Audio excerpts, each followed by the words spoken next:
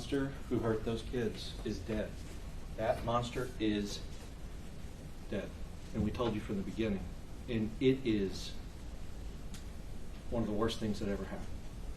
And I told you, the first time I stood up here and talked to you, I told you that you were not going to be the same person when you come out of this. And nor should you be. Nor should any of us. Witnessing the horror, the tragedy, the loss, it's immeasurable. It's immeasurable. It's unthinkable. That loss is unthinkable. Their loss, it's unthinkable for any of us. You know, I told you guys before, I have a 4-year-old and 1-year-old. And, you know, we told you we're from San Antonio. And obviously, you know, I want to go back and see him on the weekends after the first week. I went back. The first thing I did was my 4-year-old came downstairs and I hugged him. Right? And hugged him. And started crying. His hair, you know, trying to, so he doesn't see it.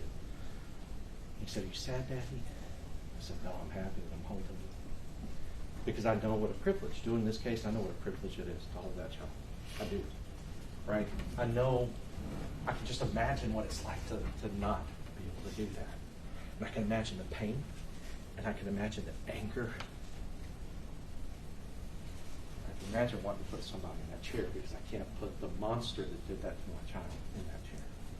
I can imagine. And I can imagine putting pressure. And I can imagine them responding to the pressure. And I can imagine them putting him in that chair.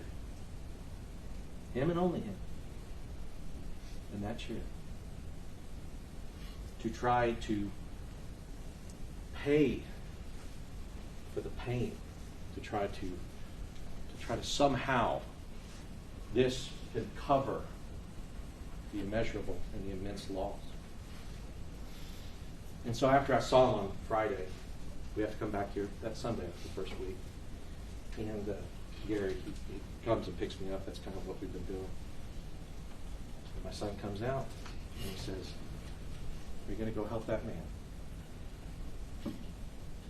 That's what we told him is the reason I'm not there. I said, "Yeah, I'm going to go help that man. Adrian Gonzales. Because he needs my help. He needs our help.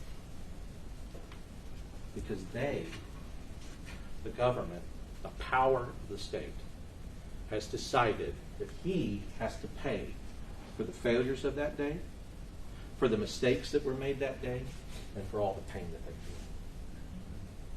And it's not right. Because the person that they plucked out and put in that chair, that person showed, we showed throughout this trial, that person was acting. He was acting. He was trying. And what I hear from the prosecutor, what I hear from the state, and what you've heard this entire time, what you've heard is that they will massage all the facts, they'll twist them all into a pretzel. That every one of these officers is fine, he's not. They'll twist it. Well, look who acted. They acted. Well, Adrian acted. Well, he didn't act the right way. They acted. Well, they didn't act the right way. Well, yeah, but he didn't act the right way, and he didn't know exactly what was going on, and he remained. Well, yeah, but Adrian remained in the hallway. Adrian remained in the hallway after he got shot at. Well, yeah, he remained in danger at that point, but before that point he remained, and he didn't know what was going on. Every fact that they've tried to bring, they've twisted it around. I'm going to show you. You're going to watch. I'm going to show you what they've done to twist this thing from the beginning to the end. But ultimately, what we're talking about is we're talking about duty, we're talking about burden, and all of those things. And I don't want one thing that I'm saying right now to make you believe that he doesn't believe that he has a duty to stop something that he knows is going on. Of course he does. He knows that. He was trying to do it. He started trying to do his duty. You look at some of these other people, no. They're not trying to do their duty. They're trying to stay back. And one of the things that the prosecutor said, he said, what you do here will tell law enforcement, give them how they respond. I'll tell you what, I agree with that, but not in the way that he's saying it. Because the way he wants you to believe it is what your verdict says is that next time these officers will make the right choice, the right decision. They will respond appropriately. They will be perfect. But the problem is that the issues here are not that Adrian failed to respond. They're not that he was intending not to engage. So you're not going to fix any of that. Because I'll tell you, and I kind of hope it never happens again. I think we all know that it probably will. But those officers, what your verdict says is not going to make them perfect the next time. It's not going to make them not make mistakes. It's not going to make them not interpret things differently, strangely, weirdly, based on their own experiences. That's not what it's going to do. But I'll tell you what it would do. If you convict them, they're all going to be Randy Hill on that perimeter. There's nobody going in. What did he do? He went in. And you convict him. What does it tell all the police officers? It's going to tell them, I'm not getting in that crowd. I'm not getting in that chair. If I see somebody running towards the school, I'm not going after them, because if I'm mistaken and it takes me to the other side of the building from where the shooter is, and then I can't understand or know where the shooter is, I can go to prison. I can get prosecuted. So what you tell police officers is don't go in, don't react, don't respond, stay on the perimeter, because Randy Hill isn't sitting in that chair. He's not. Adrian Gonzales is here. Randy Hill is not. None of those officers are in that chair. That's what you're going to tell them. You're going to tell them, don't do it. And you can't tell them that. It's like, I agree with them. You can't tell them that. We cannot have law enforcement feel that way. Feel like if they're not perfect, if they don't make a perfect decision. And that's where they go. And their family goes right there. There's nothing that's going to bring these kids back. There's nothing ever is going to solve that pain. Nothing. Not that. Because one of the things that Bill said to you is, he said, those kids deserve to be remembered, and they do. But you do not honor their memory by doing an injustice in their name. You don't. That does not honor those children. By doing an injustice, by doing what they want you to do, by letting him massage the facts, by letting the pretzel go all the way around and miss everybody else, but keeps going right back to him, because that's what they need. We talk about the charge. If I can get it up. The duty. So remember this about what the court has read to you. And remember, I'm not saying he doesn't have a duty. Of course he does. But just like every officer, just like the officers in San Antonio, they all had the duty. But that's, and it may have sounded flippant when we compared it. We said, look, you're in San Antonio. You hear there's a school shooting, right? You didn't stop it. Well, no, because it's not happening in the presence. And the reason we're asking that question is because the law is specific about it. A person, they have a duty to prevent an offense against a person about to be committed in his presence. So the first thing you have to figure out is that in his presence?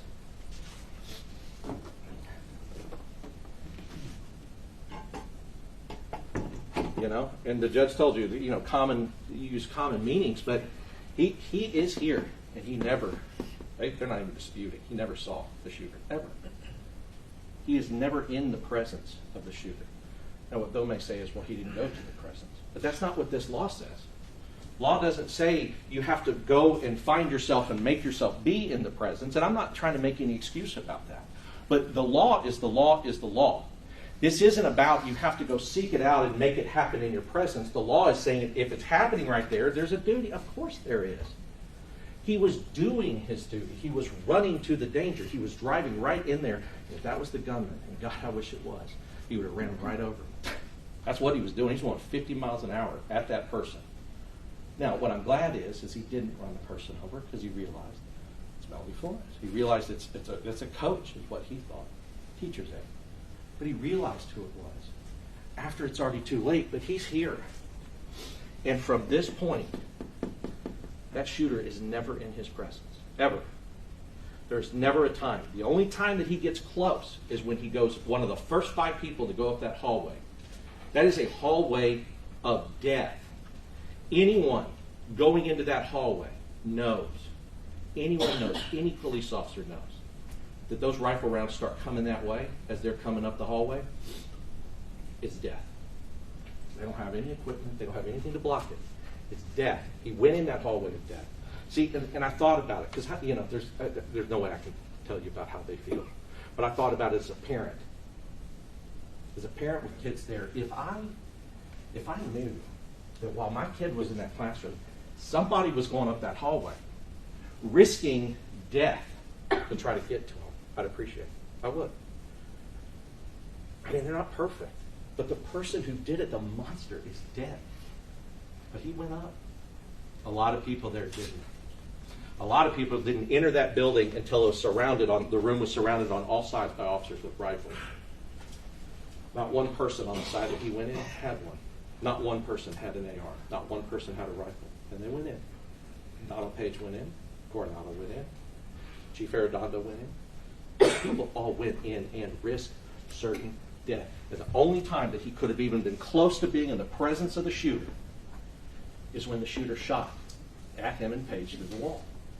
And you heard that testimony that there's gunshots going through the wall that they have to back up because not only can they not get to the door at all, they cannot get to the door. Joe Vasquez told you, that door, you're going to die at the door. You will die at the door. And I know that what the prosecution's saying is you should. Your job is to die at the door. But there was a lot of people out there. And if that's the training, die at the door, then everybody out there didn't follow it. Everybody out there waited until there was shield. Everybody out there, Joe Vasquez included. Everybody. And you remember what Joe said. He said, thought his daughter could be in there. And he still waits 50 minutes for shields, for a plan, for BORTAC. So that's what I'm saying. They're twisting it around and they're saying, well, his job, every shot was noticed that Adrian had to go in and be the person to die at the door. To be the person that tried to breach, solo entry with nothing. But nobody else did that. So is that the training? Right? Like that's one of the things that you have the right to go, because that's count 2, disregarding his training. Is that the training? Because if that is the training, and all these officers have been trained, and not one of them does it, but only one of them sits there, right? Like you have to twist it every time. For every fact has to be twisted around. That no other officer, I'm assuming, they made a point. Everybody's trained an active shooter. But that's why we pointed out that, well, now it's become a barricaded subject. And that training's different than active shooter. Now, some people are treating it like a hostage situation. And that's different than active shooter. And so the point is with this training was never meant to be twisted and used like this. You think that anybody that's put on police training is going, yeah, and if you don't follow this, you're going to prison? That's not what they're doing. They're trying to give the best possible tactics and strategies to get to the best possible outcome. That's the point. But go back to the duty. If you find right there, honestly, he was never in the shooter's presence. Never was in his presence. Because that law, do not let them argue that law means that he has to go put himself in the presence. That law says it has to be in his presence. That's what that says. And if that's there, and you say that wasn't in his presence, then it doesn't apply. Under 605, he has a duty to prevent the threat to do injury if within his power. So they have to prove to you beyond a reasonable doubt that it's within his power. Because what they're not talking about is, no, this is saying you have the duty to go and follow the gunfire. That's not what this says. It doesn't say you have a duty to follow the gunfire. What it says is if it's within his power. So all of the officers before the breach, all the officers that even, and I don't have anything bad to say about Joe Vasquez. That man went in there. He went in there and he was willing to put his life on the line. But going in there like that in that room, it's not a whole lot different than going up that hallway, the first people to go up there, without any protection, without any rifle-rated anything, without any fire, without any rifles, without anything. But what that's telling you is that the reason that they waited is because it was within none of their power to get in that room. It was within none of their power to do that. It was not within his power to get in there and stop it, and it was not within any of those other guys until they got the right equipment. And then they went in, and it was within their power. But if they haven't proven you beyond a reasonable doubt that Adrian could have done something to prevent, if beyond a reasonable doubt, then that doesn't apply. And then, of course, the education code just says he protects the safety and welfare of people in his jurisdiction. Well, of course. But that's not a duty. I don't even understand why it's there. It's not a duty to say, well, yes, and if you violate it, you go to prison. If you violate it, you're a convicted felon. If you violate it, you're going to be on trial. That's just telling police officers, and especially those who work at schools, that your duty is to do that. Of course it is. That's your job. Of course it is. But what we're talking about is we're talking about a man who is trying to do that. He is not trying to do that. He's not going, I'm not protecting anybody. Oh, shooter, and then drive off the other way. He doesn't drive around the building. He doesn't drive away from the gunfire. He's still trying to figure this out, because we're talking about 1 minute and 48 seconds under their indictment. He keeps saying 3 minutes, but it's 1 minute and 48 seconds. I showed you this in voir dire. When we talk about beyond a reasonable doubt, possibly, probably, guilt likely, strong belief. If you have a strong belief that he had a duty, it's not guilty. Right there. That's why I'm talking about duty first, because as the prosecutor explained, if there's not a duty, then there's not. And not one of this is to be interpreted as me saying that he doesn't have a duty. We all have a duty to each other. He's a police officer, and he's going to do what he can. But when we're talking about criminal charges, if you even get to, well, it's likely that he does have that duty. It's likely that it was within his power. It's likely that it was within his presence. I have a strong belief it was in his presence. I have a strong belief that it was within his power. That's not guilty. It's a verdict of not guilty right there. That's the first consideration. But going to the indictment, after hearing gunshots and after being advised of the general location of the shooter, and Nico's going to talk to you a lot more about this, it's convenient the way they're twisting it. It's convenient the way they're saying, well, of course, he was advised. She told him, 1, 2, 3, and told him exactly where it was, and she pointed over, she's over here, pointed over there, and he knew. That's how they're presenting it to you. But that's not how we know that that's not how it happened. We know, we have to know, because she is frantic. She is very unclear about a lot of things. And so if you have a reasonable doubt that he was advised of the general location of the shooter, that's not guilty. If you have a reasonable doubt that he had time to respond to the shooter, clicker slow on the uptake. Right, having time to respond to the shooter. If you have a reasonable doubt as to that, it's not guilty. Right, because what we established, even now when he's reading Adrian's statement, shots fired, or she told me where it was, shots fired, I radioed it out. He's compressing time in his interview. We're going to talk about that. He's compressing that time. The way he's telling it, she tells him, da-da-da, and then he communicates it on the radio. We know that that's not what happened. We know that from the time of shots fired to the time he communicates it on the radio is a longer period of time, which is accounted for by the fact that he is trying to get the information out of her. Once he does, he communicates it. Once he communicates it, we told you, it's a second after this monster's already gotten in. It's not an unlocked door, but it's already gotten in that door. When he communicates this out, the guy's already there. So having time to respond. Once he finally figures out what it is, does he have time to respond? And if he does respond, we were showing you, if he does respond over here, he's responding to something that's not even there anymore. He's doing basically what Coronado does, which is go completely away from where they saw him go in and go all the way around the building. So if there's a reasonable doubt as to having time to respond, that's not guilty.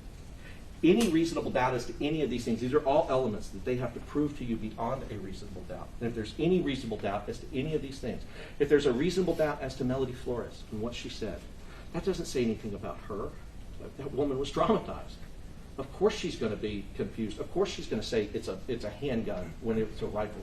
Of course she's going to describe a completely different police car. Of course she's going to do those things because she's traumatized. But the reason we point those things out is they want him to be perfect, but they have to be perfect. They have to convince you perfectly, almost, beyond a reasonable doubt of their evidence. And that evidence rests on what did Melody Flores say and when did she say it? And they did not prove that. They did not prove it because even when she testified, and Nico's going to go over it, she agreed that she was not just saying clearly, hi, this is what's happening, and this is where it is. She was saying a lot of different things. And it goes back to that chart. Anywhere you are, if you're suspected, if he's possibly guilty, if he's probably guilty. I told you at Bordire, I mean, you know, most people get convicted at that probably. Because jurors go, well, he's probably guilty, so they convict him. But that's not what the standard is. That's not what the law says. The law says it has to be beyond a reasonable doubt. It's the only way that our Constitution works. It's the only way our system of justice works. Now let's talk about this. Let's talk about Ranger Hill. Look at this. I froze it on his animation that he did. Right at the point that Adrian's passing that spot. And that's where he has the shooter. He says it's approximate. Well, guess what? Approximate's not beyond a reasonable doubt. Their whole case is based on approximate guesses, speculation. We don't know. We're just really mad and we're upset that we have to put somebody here. Somebody's got to go in that chair. Because the guy who actually did this thing, the monster who did this, cannot go in that chair. He's dead. And good riddance. Good riddance. The devastation and the destruction he causes, unlike almost anything that has happened to us as a country, as a people, and definitely the state of Texas. The devastation that he caused. Children that young and that many. Good riddance. But that's not him. But they have to have somebody. So what do? They give you an animation that looks like that. Which, as we know, we had to bring a witness. We had to bring Claudia to tell you and to show you. Look, you'll see him. He's walking right there. And you see him walking in between those cars, and he stays there. Now, in a few seconds, you're going to see Adrian's car drive by. His head kind of popped down when it happens.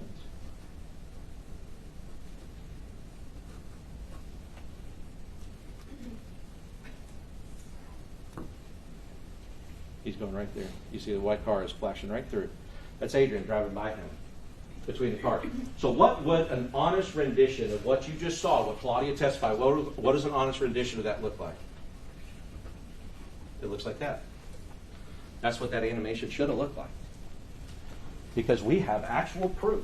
And Ranger Hill can't act like he didn't know that existed. He told you about the puff of smoke. That's the same video he's looking at. He knows that this guy's between the cars. But he told y'all, they sponsored it, that he was here. Why are they doing that? Because they're willing to twist things. They're willing to twist things for you guys in order for you to do their bidding. But those kids aren't honored by an injustice in their name. They're not. It's not honored by a conviction in their name. First, the window going down into 111. Mary Flores is still urging Adrian Gonzales to go in.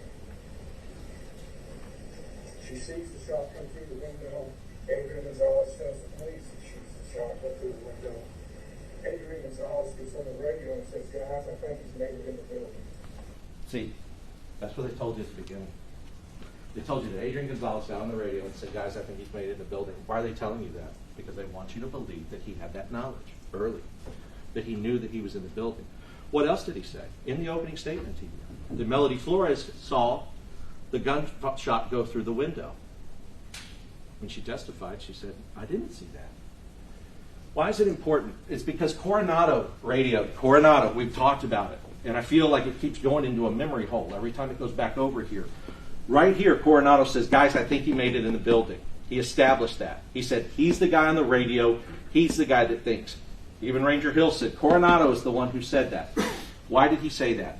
Because these three saw him do it. Because these three had line of sight. And he's radioing that around. And one thing we were clear to point out is that a gunshot did go off at the exact same time as that transmission. Why is that important? Because we don't know who heard that or who didn't. We don't know who heard Coronado go out and say that he's in the building. But we know that Coronado knew that or said that. And so that's the knowledge he has when he's driving around. Why is that important? Because prosecution, what do they try to make you think? Coronado knew immediately that the gunshot fire was coming from the building. Coronado knew immediately that. Look at Coronado. He knew it immediately. Of course he did. He saw him move the building on the side. He knew it from here. Once he came around here. That's not admitted into evidence. There's no evidence that Coronado saw the shooter. There's no testimony of that or anything like that. So now he's misstating facts to the jury. Okay, once again, ladies and gentlemen, what the lawyers say is not evidence. If the evidence, based upon your recollection, differs, rely on your own.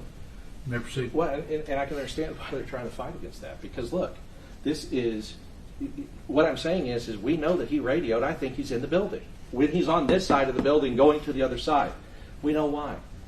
He testified. I thought he was going through the building, which implies that he knows that he went in to the building. But they keep fighting against that because this, knowing that he's gone into the building on this side, all their training, what does it say? Go to the gunfire. Even Ranger Hill they're twisting everything. They're twisting it all around. Ranger Hill said, well, yes, going to the gunfire is going all the way around here to the other side of the building, from where you saw him enter and from where you heard and saw him shooting into the building. So that to them is going to the gunfire. That to them is following their training, exactly how they're supposed to. That to them is working to distract, delay, all the things they've charged him with. Well, they're not charged because they did that, even though they watched this happen. Had to have. And then Mike Witzel. Now, I thought this was interesting. Mike Witzel, I mean, he's an interesting guy. He said, I'm here as an expert witness in training, right? He didn't have any opinion. This is the interesting thing. The state had every opportunity to have Mike Witzel go, I trained this guy. And I've seen all this stuff that you've given. And I reviewed all of these things. And Adrian Gonzales did not follow the training that I had. They had every opportunity to do that, and they didn't. They didn't ask him. He said, I didn't review anything. I don't have any opinion about whether or not Adrian Gonzales followed his training. In fact, you don't have any opinion at all. You don't have any real statement from anybody about whether or not he followed his training. And the things that you have from the officers are always with a caveat. Yes, you run to the gunfire if you know where it's coming from. If you don't know where it's coming from, you take cover and assess until you know where it is coming from. That's the first thing. You run towards the gunfire if you know where it's coming from. You look at their active shooter trainings. All the active shooter trainings involve them seeing the shooter and then going after the shooter, which makes sense. But they are prosecuting a person that they will have to admit, and they have admitted, and they've stipulated and have never contested that Adrian never saw the shooter. I mean,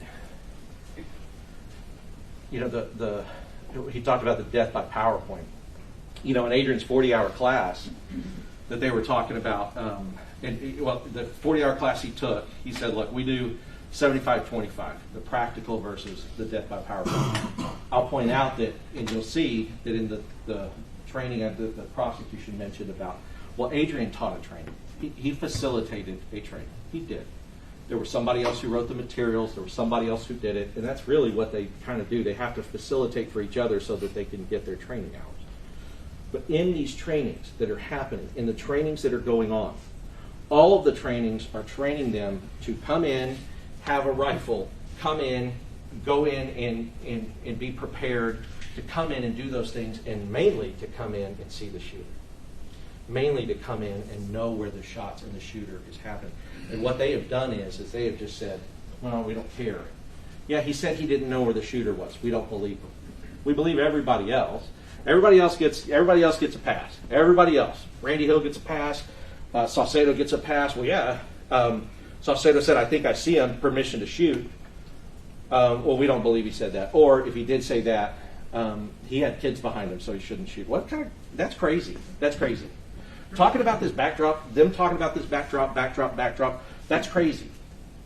And if that's the case, these officers are being overtrained on backdrop, because you do not fail to shoot a mass murderer of children because there's a backdrop where you could potentially shoot a child. You don't do that. You have to take that shot. And so if that's what they're saying, well, no, Saucedo has a reason why, because there's this backdrop.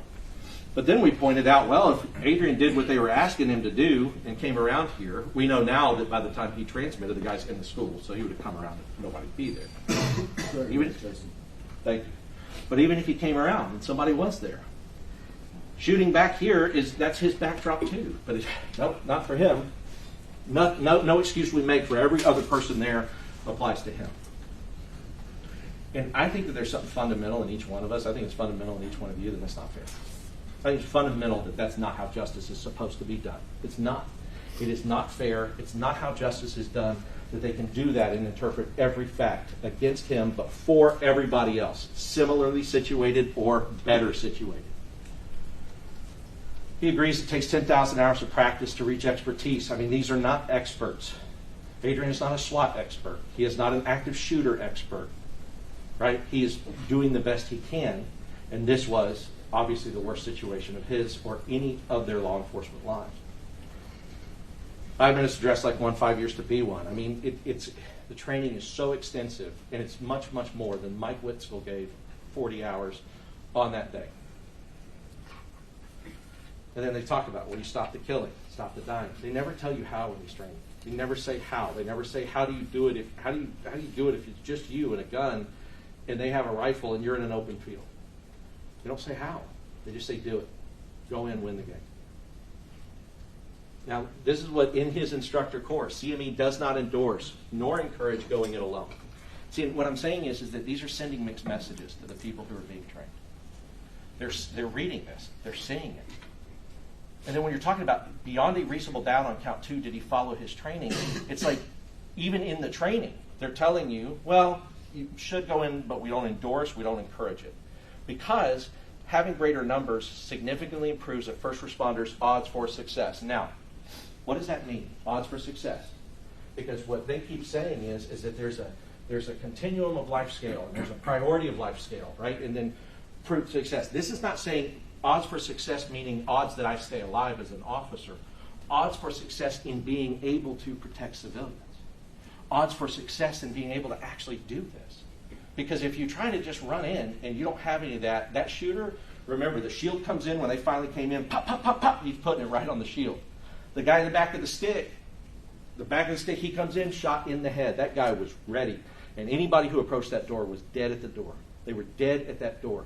So what they're saying is the numbers improve the first responders' odds for success in saving lives, because a dead police officer is protecting no one. And that's what his training says. That's the person they brought you to say what his training was. That's what the training says. So they're sending mixed messages to these officers, and then if you better read the mixed message the right way, or the way they want you to read it, otherwise you're in this chair. It's not right. We saw the training pictures. This is how they're training to respond to active shooter. You got two people, you got rifles, they're coming in together, they're coming in different ways. That's how they're training. But that's not how it was. And we said in those hundreds of pictures, they didn't bring you one picture where they're coming in with all they got is a gun.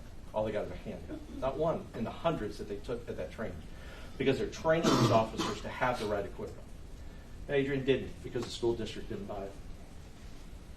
Bailouts. We talked about it. Why is it important? Because everybody is responding strangely to this thing because of this red. They all think, they're going, well, it's okay that Coronado and them thought, well, this guy's running through the school because it's a bailout and he's just trying to get away from us. But it's not okay that Adrian thought that that could happen. It's not okay if Adrian's standing here going, well, these guys are here and I'm here and I don't know where these shots are coming from, but he's probably trying to go here. I still have a whole school down here. It's not okay if Adrian thought bailout, no, he didn't follow his training. What Adrian said, he cooperated every time. Remember, this is a day later. And you know he's experiencing time compression. You know he's doing that. Because he's saying, I hear the shots, she's telling me I radio it out. That's not how it happened. So he's going through the same problems that we've talked about in all the other witnesses having to recount and recall what happened. He's having that same issue. He drove to the danger. And Nick will talk more about it. And then hindsight bias. And here's the thing that they keep trying to get him on. They go, because hindsight bias for Adrian is, when he's telling the story about what happened, he says, yes, it was a female, it was a coach. Because he now knows that that's the truth. At the time, though, he did not know that. At the time, he didn't think it was a woman. He thought it was the shooter at the time. But when he's telling the story, he's now telling it in a way, using the knowledge that he has, and he's explaining the story. And the same thing goes for when he's talking about what Melody Flores told him. When he's talking about what he understood, he did eventually understand what she was communicating and communicated it out. But in hindsight bias, he's not going through with the ranger, and the ranger's not asking, Was she clear about it? Do we know did you know beyond a reasonable doubt when you got out of the car that she said that he's over there and you knew exactly where it was? He didn't follow up with any of that.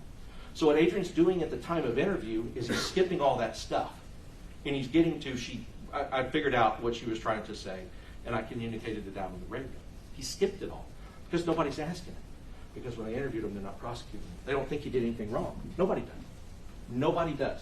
Until years later, after all of this, they had somebody's got to go in that chair. So, ultimately, it's the same thing I said from the beginning. You know, I told my kid, and so I'm here, I'm helping this man. But I can't be the only one, and Nico can't be the only one, and Gary can't be the only one. He needs your help too. Y'all are all citizens, and he needs you. He needs you to look at these facts as you have. And y'all have been very attentive, and y'all have to see very horrible things, and hear horrible things. A lot of those things didn't have anything to do with those 3 minutes. Why did they bring it? You know why they brought it. You know why they tried to do it. The horror to make you so angry with him that you convict him. They played on your emotions. They presented all that in front of them. They're trying to do all of that, but they're not really going to what Adrian was experiencing and thinking and feeling on that day. But the one thing you do know, he went up that hallway. The one thing you do know, he went after somebody he thought was the gunman. That man didn't just stand by. He acted, except they just ignore all of his actions because they're trying to pretzel it, massage it, get it in there, do anything that they can to get the conviction. It's the most horrible thing, one of the most horrible things ever. One of the most horrible things that's ever happened in this state. But those kids are not served. The memory of those children that I agree should be honored is not honored by an injustice in their name. It's not. And so we're asking you to find him not guilty. All right. Ladies and gentlemen of the jury, we had discussed prior to beginning the argument to take a break at some point, and everybody agreed this would be a good time to do it. So take 10 minutes, and we will resume the arguments, but do it as quickly as you can. We'll be in recess for 10 minutes. Remember my instructions, do not discuss the case.